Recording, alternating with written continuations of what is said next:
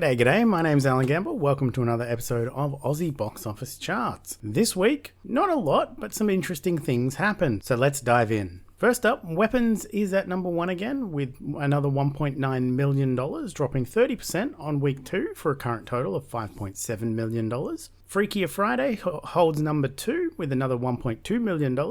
Also 2 weeks after release, dropping 33% for a current total of $3.9 million. Weapons for a horror movie dropping 30% is actually really good. Freakier Friday, on the other hand, dropping 33% is less good. You expect a more family-friendly movie to hold a little bit better than a horror movie. Horror movies normally have a steep drop. In number 3, we have the Indian film Coolie, the first of a pair of big-budget Indian movies to make the top 5 this week. This one is a Tamil language action thriller out of India about a mysterious man taking a stand against a corrupt syndicate. Directed by Lokesh Kangaraj and clocking in at 2 hours 50 minutes, but it pulled in the numbers with $1.2 million opening. At number 4, we had Fantastic Four: The First Steps dropping down after 4 weeks of release with another $800,000, dropping 54% for a current total of $16.2 million. We'll check up on the MCU a little bit later. And at number 5, the second big budget Indian movie, this one being a Hindi language action movie starring N.T. Ramarao Jr. and directed by Ayan Mukherjee, bringing in $700,000 in its opening week. Moving on to 6 through 10, Nobody 2 opens in number 6 with $700,000, which is about $500,000 less than the original back in 2021.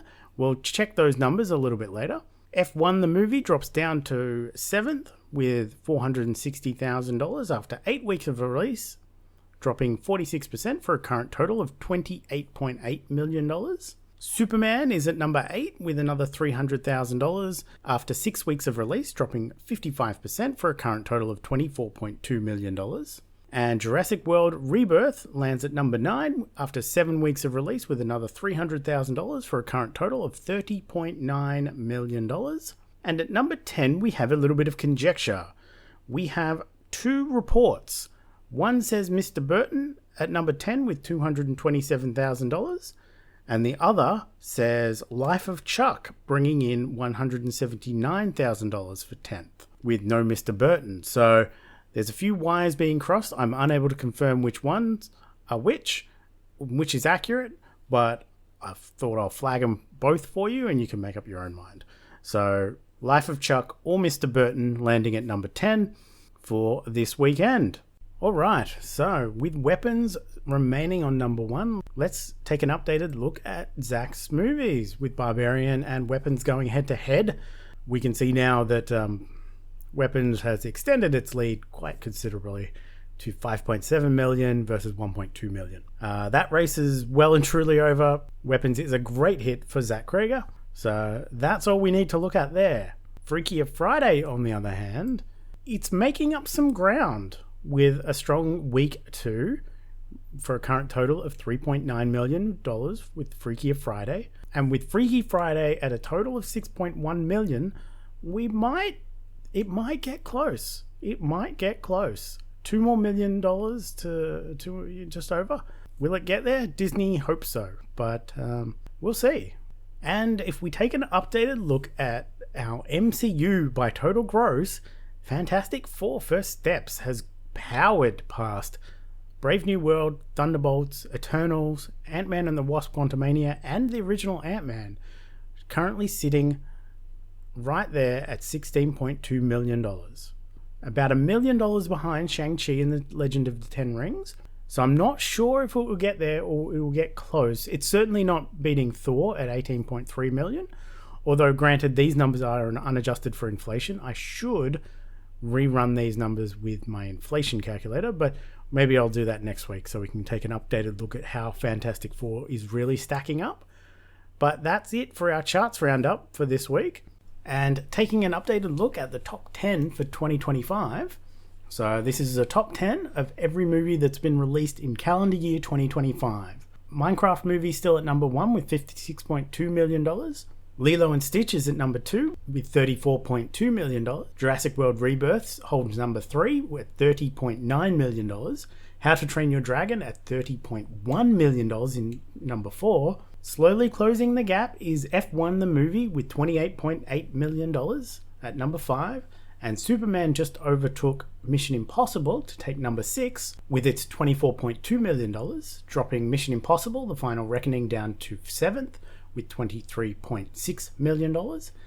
Then we have a bit of a gap with Paddington in Peru at $17.7 million, Bridget Jones' Mad About the Boy at $16.5 million, and then the aforementioned Fantastic Four: The First Steps at $16.2 million, rounding out the top 10. No dropouts this week. So we have a lot upcoming this week. Let's dive in. First up, August 21st, wide releases, we have Eddington, the latest Ari Aster movie. This time it's a standoff between a small town sheriff and a mayor, starring Joaquin Phoenix, Pedro Pascal, Austin Butler, and Emma Stone. We also have The Naked Gun. After weeks of early preview screenings, the new Naked Gun officially releases, from writer Akiva Schaffer and starring Liam Neeson, Pamela Anderson, and Paul Walter Hauser. In limited releases, so hunt around your local, more independent cinemas to see if you can find these. My most anticipated movie of the week that I will be catching is Relay, the latest from writer-director David Mackenzie, starring Riz Ahmed, Lily James, and Sam Worthington, about a fixer who specialises in brokering lucrative payoffs between corrupt corporations and individuals who threaten their ruin. Sounds really cool, from the guy that made Hell or High Water. A new Australian movie, Kangaroo Island, releases this week. A new comedy drama from director Timothy David and written by Sally Guilford, starring Rebecca Breeds, Adelaide Clemens, and Joel Jackson. We also have Arena's Vow, a 2024 release that finally makes its way to Australia. It's a World War II historical drama about a young girl housekeeper in the home of a highly respected Nazi officer in Poland, and uses what she learns to try and help Jewish people escape. Directed by Louise Archambault, written by Dan Gordon and starring Sophie Nélisse and Doug Ray Scott. And finally, another Australian movie releasing. This one is a science fiction set in 1968 Vietnam, where a squad of soldiers gets attacked by dinosaurs. Yep. Written and directed by Luke Spark, starring Jeremy Piven, Tricia Helfer, and Ryan Quattan. So 2 Aussie movies releasing this week of varying quality, I'm sure. We'll see how they hold up. Over on streaming, we've got a new format for this because there were so many. August 21st, we have Hostage, a new miniseries on Netflix about the British Prime Minister's husband is kidnapped and the French president starts receiving threats, from creator Matt Charman and starring Saran Jones, Julie Depley, and Corey Milchrist. On the 22nd of August, we have Eeny Meeny, a movie over on Disney+. A new movie from writer-director Sean Simmons, starring Samara Weaving, Carl Guzman, and Kiana Simone Simpson, about a former teenage getaway driver that gets dragged back into their old life to save the life of her ex. And the last new thing we get before we dive into returning series is on August 22nd, we have Long Story Short, a new series from Raphael Bobs Waksberg, who most people will know from BoJack Horseman. So if those are your jam, that one might be on your radar. Over in returning series, on the 21st of August, we have Peacemaker returning for Season 2, after Season 1 released all the way back in 2022, thanks to the strikes.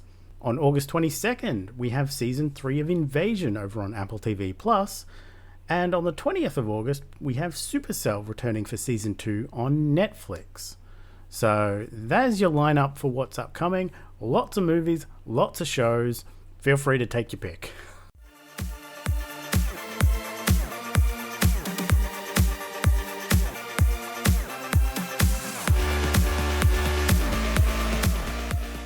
With only 4 movies this week, thanks to me taking Saturday to catch both Life of Chuck and Nobody 2 at cinemas, let's dive into what challenge movies I did squeeze in this week. First up was Foreign Language from 2024, directed by Claire Berger, a Belgian film about 2 opposite teen exchange students, starring Lilith Grasmog, Joseph Heinsius, and Nina Hoss, and Chiara Mastroni. A fine dual coming-of-age movie that has a range of issues presented, although a couple of the plot points don't land as intended, but for me it was still a solid movie with some great character work and some great leads. Next up was Rosaline from 2022, directed by Karen Main, starring Caitlin Denver, Isabel Merced, Kyle Allen, and Sean Teal. A role reversal type movie of Romeo and Juliet that spins the idea of Romeo and Rosaline before he finds Juliet. One of those modern in tone but classical setting remakes that sometimes work and sometimes don't. And for this one, for me, it mostly did, largely carried by Caitlin Denver's performance and her humour that she brought to the role. Moving on was Nonas, directed by Stephen Chbosky, starring Vince Vaughn, Lorraine Bracco, Talia Shire, Susan Sarandon, Brenda Vaccaro, and Linda Cardinelli, focusing on the age between young and old, telling the true story of Joseph Scaravella and his experience opening a restaurant with actual grandmothers as chefs. Funny, light, feel-good movie for the week. I can't complain at all. Finally was another 2025 catch-up movie of Materialists, written and directed by Celine Song and starring Dakota Johnson, Chris Evans, and Pedro Pascal. Playing with the gap between rich and poor when it comes to the dating scene, a solid movie with some great personal and intimate dialogue scenes, as I would expect from Celine Song. I enjoyed it, although it might not rank among the best top 10 of the year for me, but it was still a really solid entry for the year. And for this week's Cinechums Movie Challenge, we have Impossible Mission. So, things related or connected in any way to the Mission Impossible franchise. Whether that's actors, directors, composers, keywords, themes, etc. So we've got a few like Valkyrie or Pieces of a Woman. So we'll see my shortlist. My shortlist has things like War of the Worlds, because Tom Cruise did a War of the Worlds movie, and this is a War of the Worlds movie. We've got some Tom Cruise movies. We've got some things with Jean Reno. We've got some things with Vanessa Kirby. We've got Henry Cavill there. We've got Carrie Ewells. We've got things with keywords like Impossible and Fallout. So we'll see how we go. And that is it for me this week. So I will be trying to catch... Well, no, I will almost certainly be catching The Naked Gun and Relay this weekend. Eddington is a maybe. And Primitive War is a maybe, depending on availability. That is going to be my weekend. I also can't wait for Peacemaker Season 2. I am rewatching Season 1, and I'm reminded how hilarious and good it was. And I'll probably check out Eeny Meeny if it matches the theme. Otherwise, I've got a lot of challenge movies I want to get through, both recent and old. That'll be my weekend for the large part. But apart from that, what are your plans? I'll see you next week. Watch more movies. Bye!